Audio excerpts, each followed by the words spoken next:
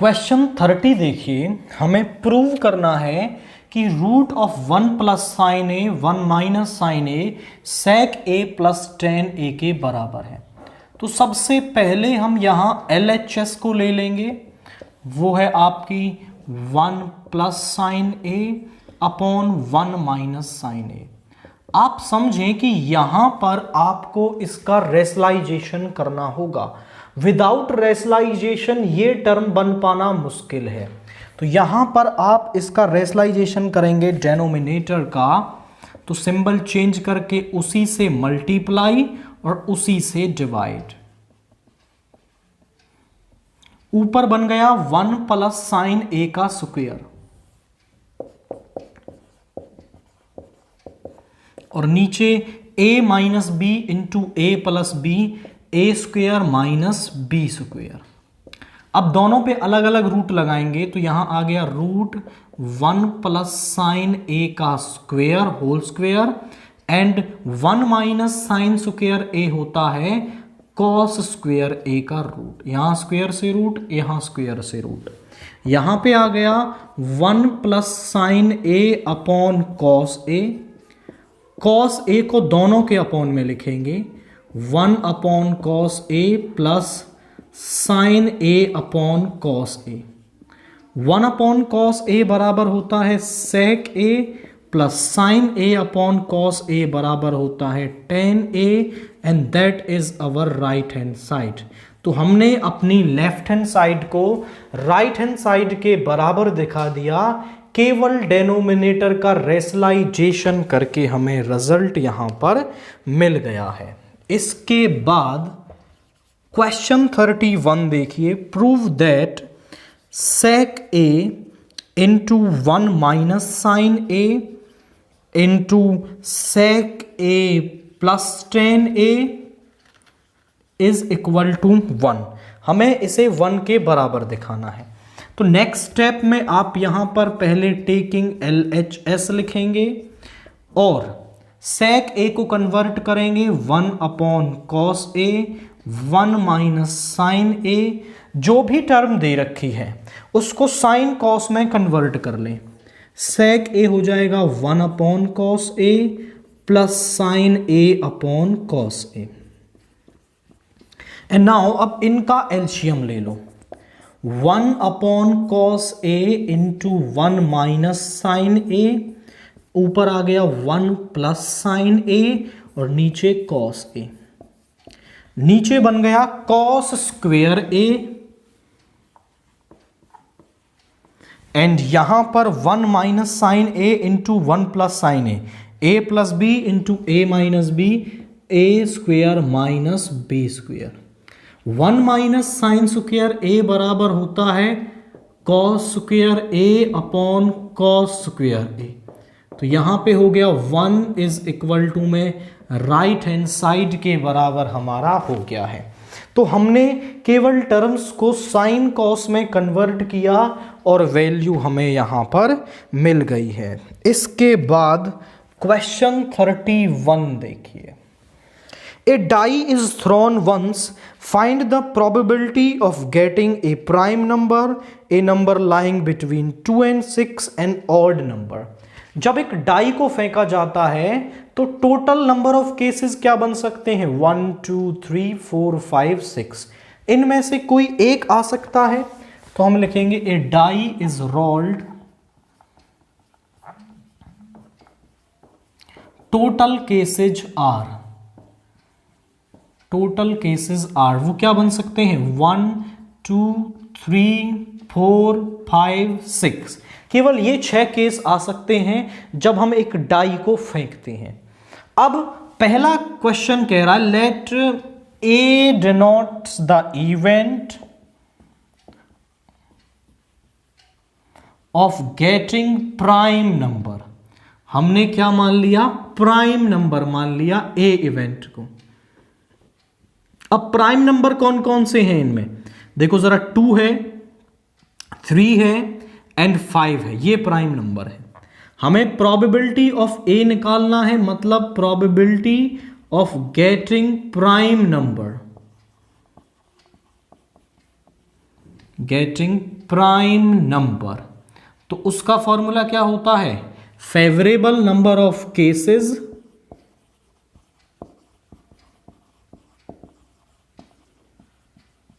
Upon total number of cases.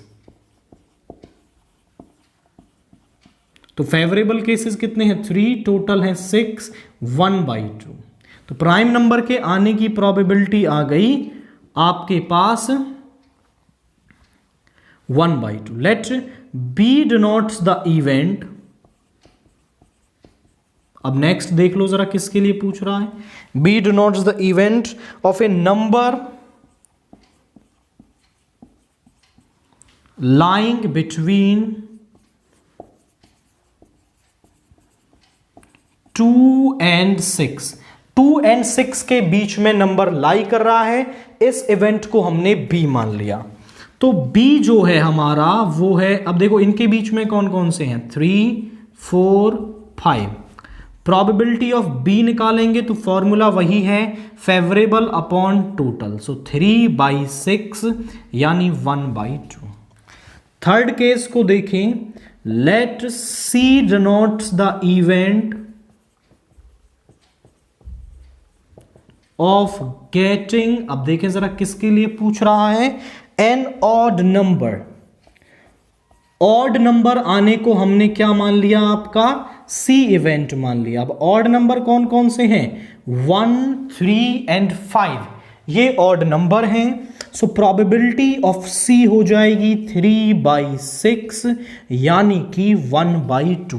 तो एक odd number आने की भी जो प्रोबेबिलिटी है वो 1/2 हो जाएगी। इसके बाद सेक्शन डी से क्वेश्चन 32 देखिए।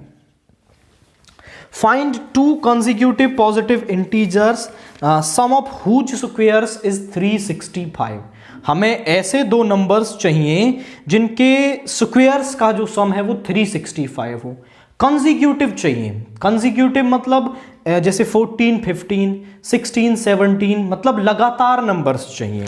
तो उनमें से मैं एक मान लेता हूं, let first number is x। So second number क्या हो जाएगा हमारे पास, सेकंड नंबर क्या हो जाएगा, देखिए अगर 14 है तो इससे अगला होगा 15। वो कैसे मिलता है, अगर हम यहां 1 ऐड करके इसमें हमें मिलता है, तो यहां पे हम इसमें 1 ऐड कर देंगे तो हमें नेक्स्ट नंबर मिल जाएगा। अब कंडीशन क्या दे रखी थी, sum of whose squares is 365। According to question हम करें तो इनके स्क्वायर्स का जो सम है वो 365 होना चाहिए। अब आप समझें कि केवल यहां से x की वैल्यू निकालनी है एंड वो नंबर्स हमें मिल जाएंगे। तो x square plus x square plus 1 plus 2x is equal to 365। ये हो गया 2x square plus 2x plus 1 minus 365 is equal to 0। 2x square plus 2x minus 364 is equal to 0। 2 common ले लेंगे, x square plus x minus 1 and 2 8 जा 16 and 2 2 जा 4 is equal to 0। 2 divide में चला जाएगा, x square plus x minus 182 is equal to 0। अब मुझे ऐसे दो नंबर्स चाहिए जिनका ऐड या सब्ट्रैक्ट करने पर तो 1 मिले एंड मल्टीप्लाई करने पर मुझे मिले आपका -182। तो आप देखें तो 14 और 13 नंबर, 3 4 जा 12 एग्जैक्टली। तो यहां मैं लिख सकता हूं x square plus 14x minus 13x minus 182 is equal to 0। यहां से x कॉमन ले लेंगे तो x प्लस 14 एंड यहां से माइनस 13 कॉमन ले लेंगे तो x plus 14 is equal to 0। दोनों में से x प्लस 14 कॉमन आ जाएगा, x minus 13 is equal to 0। दो नंबर्स का प्रोडक्ट 0 तब होगा जब x प्लस 14 जीरो होगा या फिर x माइनस 13 जीरो होगा। x is equal to -14 and x is equal to 13। x is equal to -14 तो हो नहीं सकता क्योंकि वो कह रहा है find two consecutive positive integers, तो नेगेटिव तो हो ही नहीं सकता है। सो ये this is the number. So first number is 13 and second number क्या हो जाएगा? Second number is 13 plus 1 is equal to 14 हमारे पास यहां पर होगा। क्वेश्चन 32 के और वाला पार्ट देखिए। Find the discriminant of the equation 3x square minus 2x plus 1 by 3 is equal to 0 and hence find the nature of its roots, find them if they are real। पहले हमें discriminant निकालना है and फिर nature of roots बताना है, और अगर वो रियल है तो वो हमें फाइंड भी करने हैं। So the given equation is वो है हमारे पास 3x square minus 2x plus 1 by 3 is equal to 0। 3 यहां से आप एलसीएम ले लें तो यह आ जाएगा 3 9x square minus 6x plus 1 is equal to 0। इधर ले जाएंगे तो 9x square minus 6x plus 1 is equal to 0। इस फर्स्ट को हम कंपेयर करेंगे, comparing first with standard form ax square plus bx plus c is equal to 0। तो यहां से a तो आ गया 9, b आ गया -6 और c आ गया हमारे पास 1। एंड डिस्क्रिमिनेंट जो हमारे पास होता है वो होता है b स्क्वेयर माइनस 4ac, यानी -6 का स्क्वेयर -4 इंटू a इंटू सी। -6 का स्क्वेयर आ गया 36 एंड ये भी आ गया 36 इज इक्वल टू 0। जो डिस्क्रिमिनेंट है वो 0 के बराबर आ रहा है, और अगर हमारे पास जो डिस्क्रिमिनेंट है वो 0 आए तो हमारे जो रूट्स है वो क्या होते हैं? रियल एंड इक्वल होते हैं। So roots are real and equal. अब एक रियल है तो हमें निकालने भी पड़ेंगे, तो यहां आप देखें तो इसे मैं लिख सकता हूं 3x का स्क्वायर, यहां इसे लिखा जा सकता है 2 इंटू 3x इंटू 1 प्लस 1 को लिख सकते हैं 1 का square, a square plus b square minus 2ab, यानी a माइनस b का whole square is equal to 0। So 3x minus 1 is equal to 0, 3x is equal to 1 and x is equal to 1 by 3। Roots are, क्योंकि जो roots हैं वो real and equal हैं तो दोनों roots ही क्या हो जाएंगे? 1 by 3 हो जाएंगे, क्योंकि जो रूट्स हैं वो हमारे क्या आ रहे हैं? यहां पर इक्वल आ रहे हैं। तो 3 क्वेश्चंस उसने पूछे। पहले हमसे डिस्क्रिमिनेंट निकलवाया जो 0 था, नेचर ऑफ रूट्स था real and equal, and after that हमने वो रूट्स भी आपके यहां पर बता दिए हैं। क्वेश्चन 33 देखिए। A girl of height 90 centimetre is walking away from the base of a lamp post at the speed of 1.2 metre per second. If the lamp is 3.6 meter above the ground, find the length of her shadow after 4 seconds। Question को समझें। क्या है? हमारे पास एक lamp है, lamp post, इस तरीके से मान लिया कि वो ए बी क्या है? हमारा लैंप है, एंड यहां पे कोई लड़की है एंड वो मूव करते हुए आ रही है, एंड वो बी सी लड़की है और वो ए से मूव करते हुए बी पॉइंट पर पहुंच गई इन 4 सेकेंड। तो ऑब्वियसली जब लैंप यहां पर है, मेरे ऊपर लैंप है, तो मेरी शैडो इस तरफ बनेगी, लैंप यहां, लड़की यहां पे, तो शैडो बनेगी यहां पर इस तरीके से, इस तरीके से। This point is E, and जो लड़की है वो भी 90 डिग्री का एंगल बनाएगी एंड पोल भी। ऐसा हम जनरली कंसीडर करते हैं कि हम जब खड़े होते हैं तो 90 डिग्री का एंगल बन रहा होता है। पोल को भी सीधा खड़ा किया जाता है तो दोनों का जो एंगल है वो 90 डिग्री बन जाएगा। एंड जो आई थिंक उसने पोल की जो लेंथ है, girl of height 90 centimetre, BC that is height of girl, जो हाइट ऑफ गर्ल है हमारे पास वो 90 सेंटीमीटर दे रखी है। And AB that is height of pole, height of lamp, height of lamp हमें दे रखी है दैट इज 3.6 मीटर। अब इसको भी सेंटीमीटर में कन्वर्ट कर लेना, 360 सेंटीमीटर, क्योंकि सारा डाटा एक ही यूनिट में होना चाहिए। अब आप समझें कि क्या हम अप्रोच लगा दें कि हमें ये BE जो लेंथ ऑफ शैडो है वो मिल जाए। AB मैं निकाल सकता हूं। AB कैसे मिल जाएगा? देखिए AB है डिस्टेंस, डिस्टेंस भी कौन सी है? जो उसने 4 सेकंड में 1.2 मीटर पर सेकंड की स्पीड से कवर की है।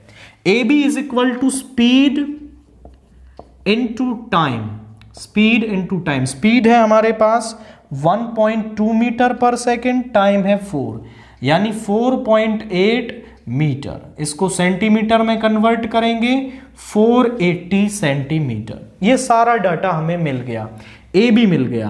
अब हम BE को सम x मान लेते हैं, that is length of shadow.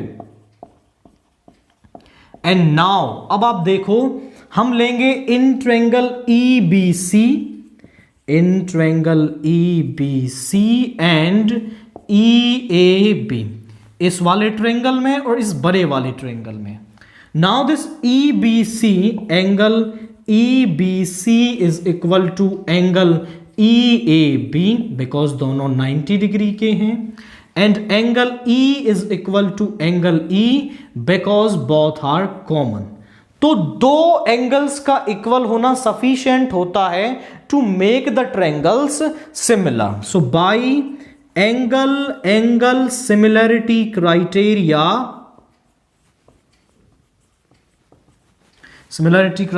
Triangle EBC is similar to triangle EAB, दोनों सिमिलर होंगी। अब ये सिमिलर हमने कर दिए तो हम इनकी कॉरस्पॉन्डिंग साइड्स को प्रोपोर्शन में लिख सकते हैं। So this EB upon EA, EB upon EA and this BC upon AB। अब EB तो हमारे पास है, दैट इज हमने x माना है, और EA जो है वो है EB प्लस AB। EB है हमारे पास x और AB हमने अभी निकाला था वो है 480 सेंटीमीटर। BC है 90 सेंटीमीटर और AB है हमारे पास, okay this is BC over AB, there is some mistake, okay AB is 360, okay 3AB है 360, 90 से 4 times cross multiply, this is 4x is equal to x plus 480, इधर लाएंगे तो 3x is equal to 480 and 3 से 1 360, so x is equal to 160 centimetre, यानी कि जो length of shadow है that is BE means x is 160 centimetre. So length of shadow is 160 centimetre हमारे पास आ रही है। आपको बस यही माइंड में क्लियर होना चाहिए कि क्या कंसेप्ट लगाना है। इन दोनों ट्रायंगल्स को आप सिमिलर कर लें, फिर जो साइड दे रखी है वो और जो निकालनी है उन दोनों को प्रोपोर्शन में लिखें एंड जो डाटा दे रखा है उसको पुट करते ही आपको वैल्यूज यहां पर मिल जाएंगी। इसके बाद क्वेश्चन 34 देखिए। Shanta runs an industry in a shade which is in the shape of a cuboid surmounted by a half cylinder। एक क्यूबॉइड है और हाफ सिलेंडर बनेगा ऐसा, हाफ सिलेंडर उससे सरमाउंट किया गया है। अगर हम फिगर यहां पर बनाएं तो फिगर कुछ ऐसी दिखाई देगी इसकी, यहाँ पर एंड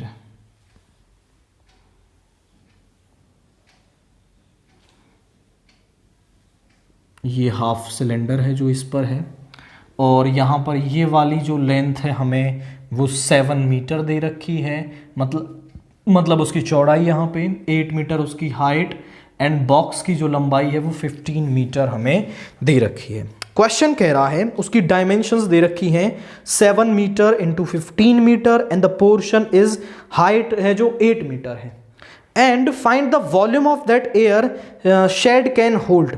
हमें ये बताना है कि उस एयर शेड जो वो बना रखा है उसमें एयर कितनी आ सकती है, मतलब वॉल्यूम से पता चल जाएगा। And further suppose the machinery in the shed occupies a total space, और जो उसकी मशीनरी है उसके अंदर वो 300 मीटर क्यूब स्पेस ऑक्यूपाई करती है। एक वर्कर जो स्पेस लेता है वो 0.08 लेता है और 20 वर्कर्स हैं। इन सब को हटा करके उसमें कितनी एयर बचेगी, आप समझे भाई। टोटल का वॉल्यूम हम निकाल लेंगे, उस टोटल के वॉल्यूम में से मशीन्स का जो वॉल्यूम है और मैन्स का जो वॉल्यूम है वो हम वहां से घटा देंगे, तो हमें उस एयर शेड में कितनी एयर है उसका वॉल्यूम मिल जाएगा। तो पहले हम लिखते हैं length of cuboid. Length of cuboid है हमारे पास that is 15 metre.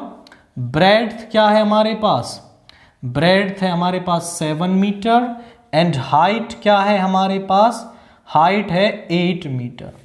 So volume of cuboid, and यहां पर आप एक और डाटा देखें, जो ऊपर सिलेंड्रिकल शेप बन रही है, अब जो क्यूबॉइड की लेंथ है वो इस सिलेंडर की हाइट हो जाएगी।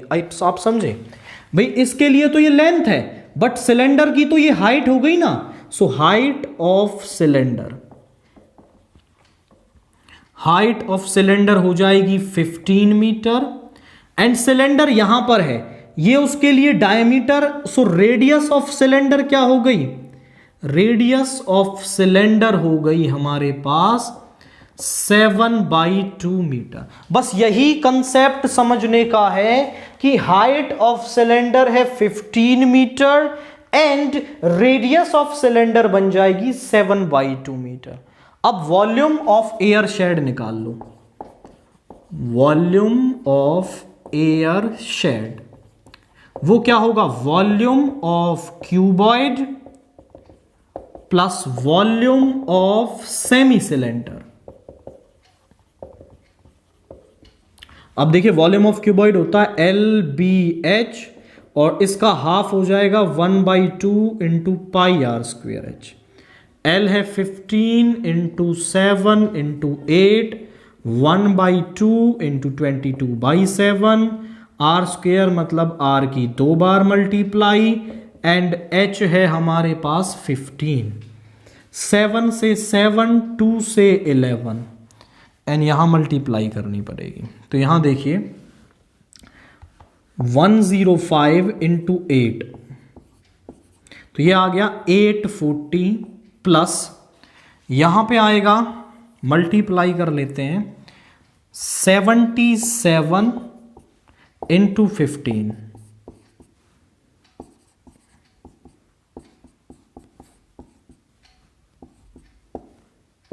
1155, और इसको 4 से डिवाइड करना पड़ेगा,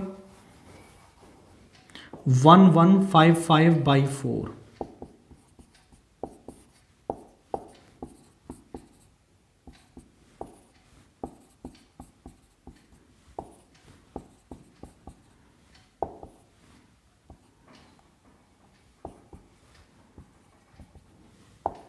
$288.75, 288.75।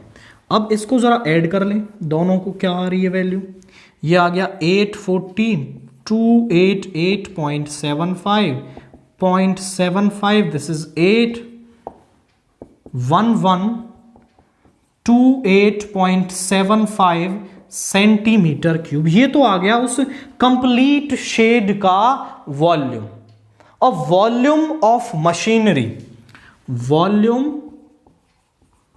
ऑफ मैटर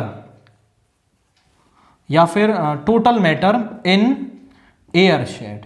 एयर शेड में जो टोटल मेटल है वो क्या है, volume of machinery plus volume of 20 men's. अब देखिए हम उस एयर शेड के अंदर जितना भी मैटर है उसका वॉल्यूम निकाल रहे हैं, और उसका वॉल्यूम कैसे मिलेगा, volume of machinery plus volume of 20 mens. Volume of machinery दे रखा है 300 metre cube, plus volume of machinery तो ये है, एक वर्कर का होता है 0.08 और हमारे पास वर्कर्स हैं 20, यानी वर्कर्स इतना वॉल्यूम एंड मशीनरी इतना वॉल्यूम कंटेन करेगी। तो दोनों को निकालें, दिस इज 300 प्लस पॉइंट आगे बढ़ जाएगा 1.6 यानी 301.6 सेंटीमीटर क्यूब। ये ओके, यूनिट है metre cube, unit is metre cube. अब हमें निकालना है कि उसमें कितना आपकी एयर कंटेन होगी, इतना उसका टोटल वॉल्यूम है, इतनी उसमें स्पेस है, इतना उसमें मैटर भरा हुआ है। So volume of air inside shed is, तो वो आएगा 1128.75 माइनस 301.6 मीटर क्यूब। तो यहां इसको आप सब्ट्रैक्ट करेंगे, this is 301.6, this is 51 point, यहां पे आ गया 72827.15 मीटर क्यूब। तो जो वॉल्यूम है हमारे पास वो आ रही है 827.15 मीटर क्यूब। तो आपको जो अंदर मैटर उसमें दे रखा है ना, उसको आप इसमें से सब्ट्रैक्ट कर दो टोटल वॉल्यूम में से, और फिर आपको वो वॉल्यूम मिल जाएगी उस एयर की जो उसके अंदर कंटेन्ड है। क्वेश्चन 34 के और वाला पार्ट देखिए, the decorative block shown in the figure is made up of 2 solids. 2 solid से वो बना हुआ है, एक नीचे वाला सॉलिड तो है इसमें क्यूब, एंड ऊपर वाला, इस पर ऊपर की तरफ ऐसे एक हेमिस्फीयर बना हुआ है यहां पर। अब हेमिस्फीयर को जब आप यहां से देखोगे तो पार्ट क्या होता है, सर्कुलर होता है। And a cube and a hemisphere. The base of the block is cube with edge 5 centimeter and hemisphere fixed on the top as a diameter of 4.2 centimeter. Find the total surface area of the block. आप समझो, surface area मतलब उसकी coverings की बात कर रहा है। हम इसका सरफेस एरिया जानते हैं, बट इसके सरफेस एरिया में से वो हिस्सा निकल गया है जिस पर आपका हेमिस्फीयर टिका हुआ। देखो मेरी उंगलियों से समझें, ऐसे समझो। अब जितने हिस्से पर ये हेमिस्फीयर है, इतना हिस्सा इस क्यूब के ब्लॉक में से निकल चुका है, प्लस अब देखो इतनी सरफेस बढ़ी भी तो है, जो हेमिस्फीयर है इसकी सरफेस इसमें बढ़ी भी है, यानी क्यूब के में से आप ये सर्कुलर पार्ट हटा देना, ये तो क्यूब का सरफेस एरिया हो गया, और जो हेमिस्फीयर इस पर बढ़ा है उसका सरफेस एरिया ऐड कर देंगे। तो लिखते हैं हम यहां पर side of cube that is a is equal to 5 centimetre, diameter of hemisphere, diameter of hemisphere है हमारे पास 4.2 centimetre, so radius is 2.1 centimetre, या फिर आप लिख सकते हो 21/10 सेंटीमीटर। हमें निकालना है इसका curved surface area. Find the total surface area of the block. So total surface area, total surface area निकालना है तो वो आएगा आपका TSA ऑफ क्यूब माइनस, इसमें से सर्कुलर वाला पार्ट निकल चुका है, area of circle plus TSA of hemisphere, TSA of hemisphere. Okay, CSA of hemisphere.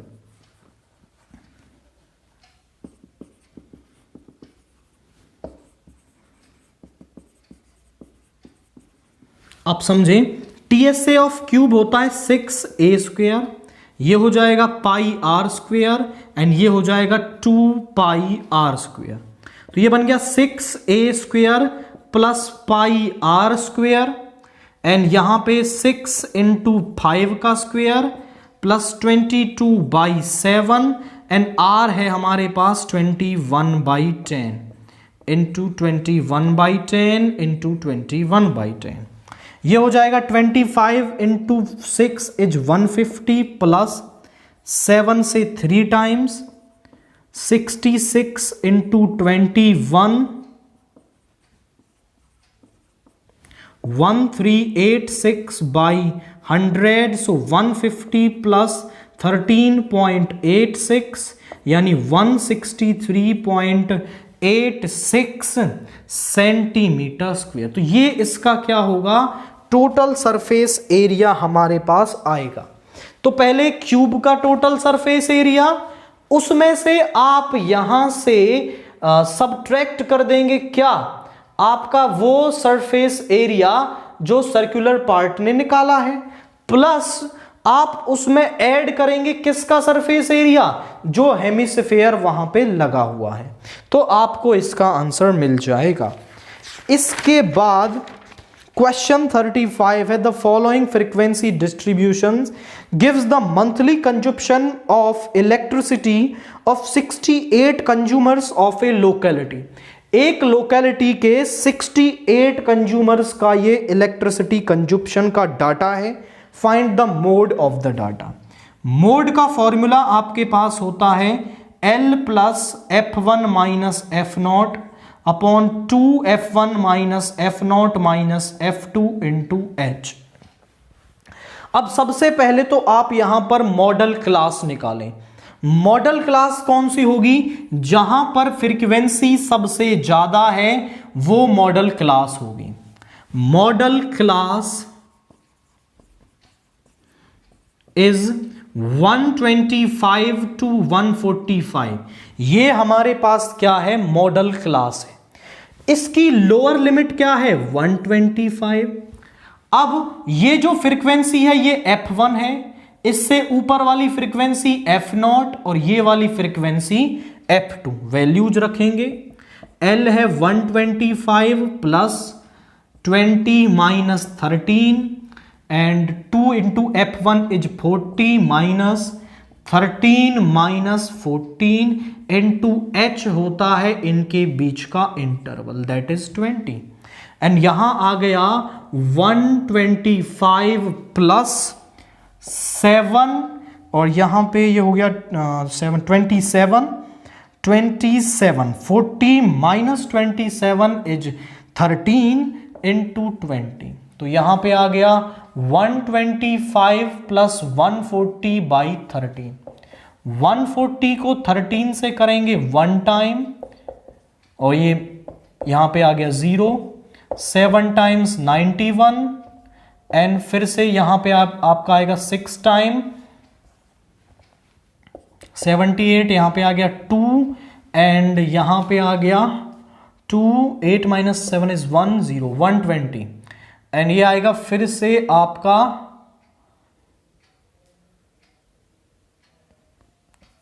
13 9 जा। तो यहां पे आ गया 10.769 या फिर 10.77 लिख सकते हैं। 125 plus 10.77 so 135.77 is the mode.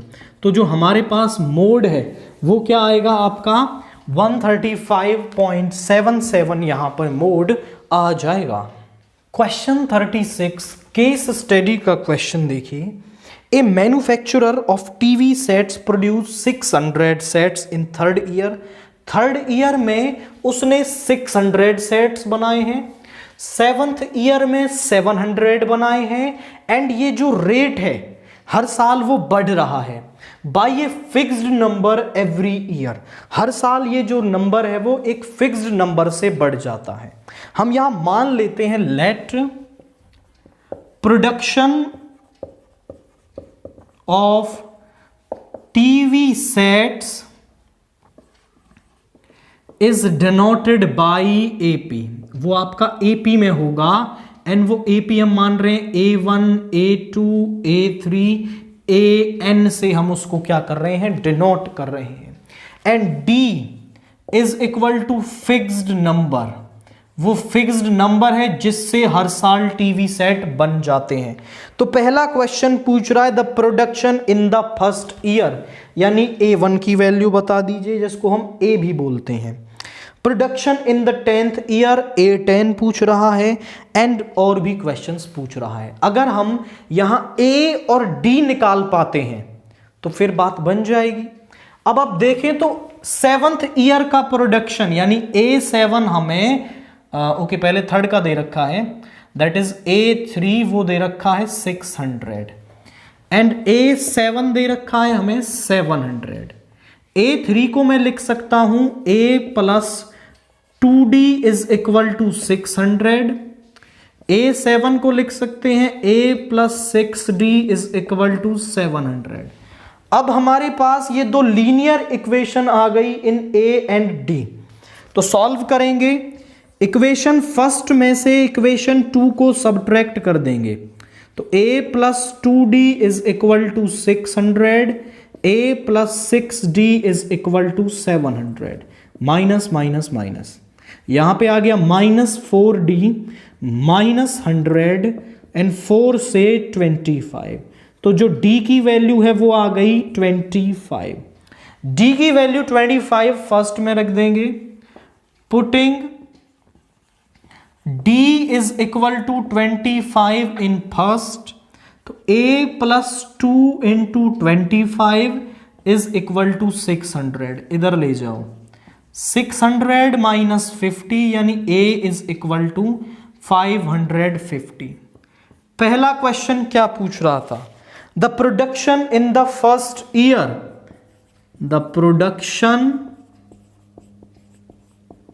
In the first year, first year में प्रोडक्शन दैट इज A वो है 550। सेकंड वो पूछ रहा है the production in the 10th year, the production in the 10th year, 10th year में जो प्रोडक्शन है वो होगा A प्लस 9D। A है हमारे पास 550 plus 9 into 25 is the D। तो यहां आ गया 550 एंड ये होता है 225। This is 5, this is 775। So 10th year में जो प्रोडक्शन है वो 77।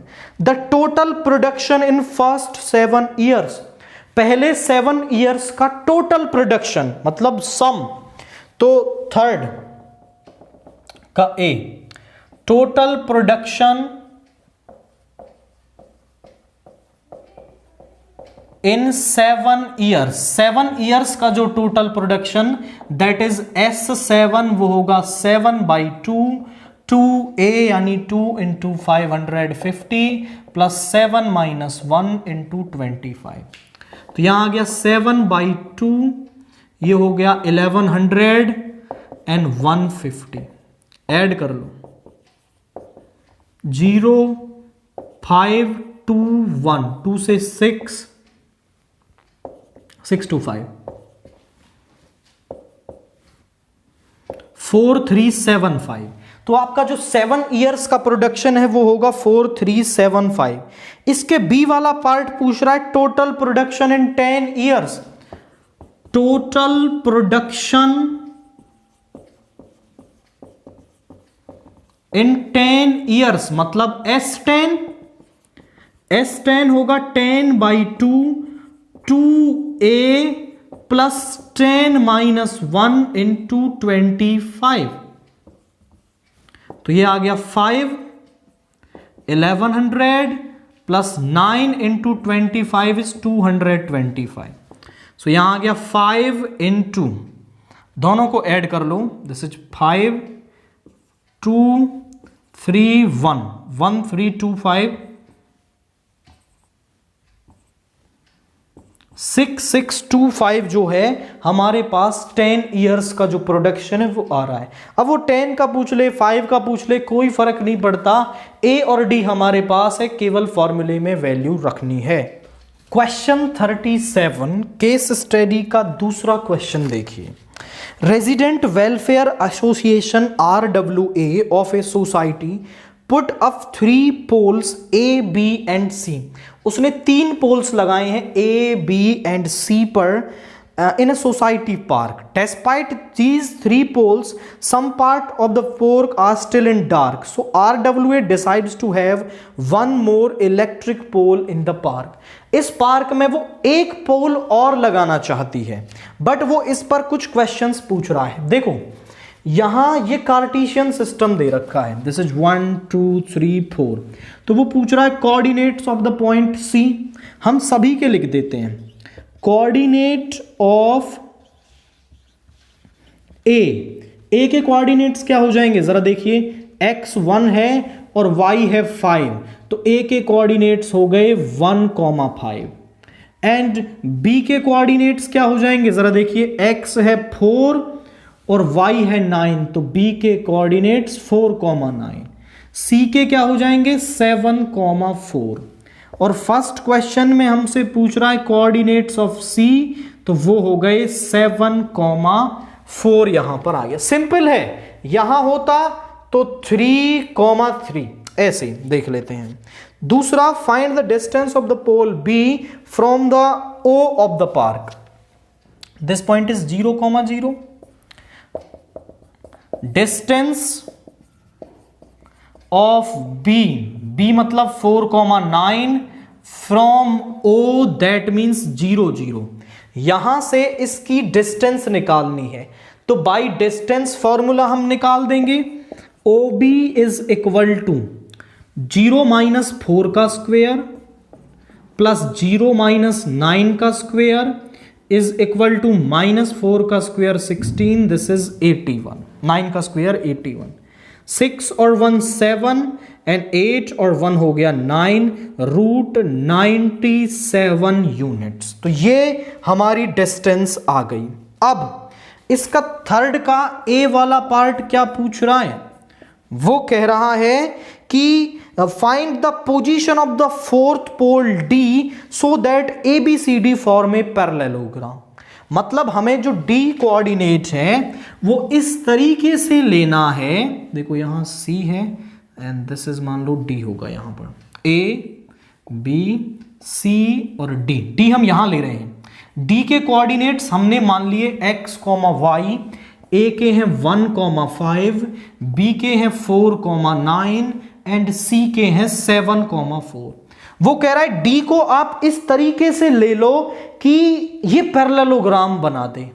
अब पैरेललोग्राम की प्रॉपर्टी है कि इसके डायगोनल्स जो हैं बाइसेक्ट करते हैं एक दूसरे को। मतलब मान लो यदि वो O पॉइंट पे मिल रहे हैं तो AC से जो मिड पॉइंट आएगा उसके कोऑर्डिनेट बराबर हो जाएंगे BD से जो कोऑर्डिनेट आएगा उसके कोऑर्डिनेट, और फिर हम x y की वैल्यू निकाल देंगे। तो आप बोलेंगे ABCD form a parallelogram if diagonals bisect each other. अगर वो एक दूसरे को बाइसेक्ट करेंगे तो पैरेललोग्राम बनेगा। And let coordinates of D जो हैं हमने वो x, y मान लिए, तो बाई मिड पॉइंट फॉर्मूला निकाल देंगे because this O is mid point. So coordinates of D वो क्या हो जाएंगे जरा देखिए, x plus 4 by 2 y plus 9 by 2, यही तो फॉर्मूला होता है, x1 plus x2 by 2, y1 plus y2 by 2। एक हम यहां से भी निकाल सकते हैं, कोऑर्डिनेट्स ऑफ O, D के नहीं O के, देखिए जरा 7 + 1/2 एंड 4 + 5/2. दिस इज ये आ गया 7 + 1/2 is 4 and this is 9/2. Since ये दोनों जो है वो ओके कोऑर्डिनेट्स हैं, सो बोथ इक्वल होंगे. So which implies that x + 4/2 upon y + 9/2 जो है वो बराबर होगा 4, 9/2 के. तो x + 4/2 इज इक्वल टू 4. इसको इधर ले गए, x + 4 is equal to 8, x is equal to 4. यहां पे y + 9/2 इज इक्वल टू 9/2. 2 से 2 कैंसिल हो गया. y इज इक्वल टू 9 - 9 यानी कि 0. सो कोऑर्डिनेट्स ऑफ d हमारे पास क्या आ गए? कोऑर्डिनेट्स ऑफ d आ गए 4, 0. तो केवल बाइसेक्ट वाली प्रॉपर्टी आप लगाएंगे तो बात बन जाएगी. इसके b वाला पार्ट देखिए, find the distance between the poles a and c. तो डिस्टेंस बिटवीन a जो कि है हमारा 1,5 एंड c जो कि है हमारा 7,4. तो बाई डिस्टेंस फॉर्मूला आप निकालेंगे 7 - 1 का स्क्वायर प्लस 4 - 5 का स्क्वायर. 6 का स्क्वायर इज 36 - 1 का square is 1, that is √37 units. तो जो AC डिस्टेंस है वो √37 यूनिट्स हमारे पास आ जाएगी. क्वेश्चन 38 देखिए. 2 hoardings are put on the 2 poles of equal height standing on the side of the either side of the road. ये रोड है, इसके दोनों तरफ आपके क्या हैं? 2 पोल्स हैं जिनकी की जो हाइट है वो इक्वल है एंड दोनों के ऊपर होर्डिंग्स लगी हुई हैं. यहां पे लिखा हुआ है कीप योर स्ट्रीट क्लीन, यहां पर there is a school ahead, let's go slowly. Hoardings लगी हुई हैं. From a point between them on the road, the angle of elevation of the top of the poles is 60 degree. इस road के इस point A से इसका angle of elevation है 60 और इसका एंगल ऑफ एलिवेशन है 30 degree. Height of each pole is 20 metre. Basis on the above information answer the following question. पहला कह रहा है find the length of PO. तो PO की लेंथ निकालने के लिए इन ट्रायंगल OPQ ले लें आप. इन ट्रायंगल OPQ तो आप देखें QP अपॉन PO यानी कि perpendicular base hypotenuse, perpendicular over base is 1060. ये है हमारे पास 20. PO हमें निकालना है और 1060 होता है √3. अब इसको यहां ले आए, इसको उधर ले जाएं. So PO is equal to 20 by √3 metre. तो जो PO की लेंथ है वो 20 बाई √3 मीटर हो जाएगी. सेकंड कह रहा है find the length of RO. तो RO की लेंथ निकालने के लिए इन ट्रायंगल OSR या फिर ORS, SR over RO is equal to 1030. SR है 20, RO हमें निकालना है एंड 1030 होता है 1/√3. तो RO हमारे पास आ गया 20√3 मीटर. PO भी मिल गया, RO भी मिल गया. थर्ड का फर्स्ट पार्ट देखिए क्या कह रहा है. थर्ड का A, find the width of the road. So width of the road आप देखें तो विड्थ ऑफ द रोड क्या है हमारे पास? वो है PO प्लस OR. PO हमने अभी निकाला दैट इज 20/√3 प्लस OR भी हमने अभी निकाला 20√3. एलसीएम ले लेंगे √3 तो यहां पे आ गया 20. √3 into √3 is 6 and 20 into 3 is 60. So this is 80 by root 3 meter. So width of road is 80 by root 3 meter. And इसका B part क्या कह रहा है? If the angle of elevation made by PQ is 45 degree, then find the length of PO. अगर जो ये कह रहा है PQ पर जो एंगल ऑफ एलिवेशन है, अगर वो 45 डिग्री बन रहा होता तो यहां पर इस PO की लेंथ कितनी होती? तो PO की लेंथ निकालनी है, सो इन ट्रायंगल OPQ ले लो, QP upon PO is equal to tan 45 degree. QP is 20, this is PO, this is 1, so PO is equal to 20 metre. So जो लेंथ ऑफ PO है वो हमारे पास 20 मीटर होती in that case जब ये जो angle है वो 45 डिग्री बन रहा होता. इजी टाइप का क्वेश्चन है बट सिस्टमेटिकली आपको प्रोसीड करना है. अच्छा, आप चाहो तो रूट 3 का रेशनलाइजेशन करके वैल्यू रख सकते हो. आप यहां छोड़ेंगे तो भी कोई दिक्कत नहीं है, यहां भी आंसर सही होगा. अगर आपको इस क्वेश्चन पेपर को डाउनलोड करना है तो डिस्क्रिप्शन में हम लिंक प्रोवाइड कर देंगे, वहां से आप इसे डाउनलोड कर सकते हैं.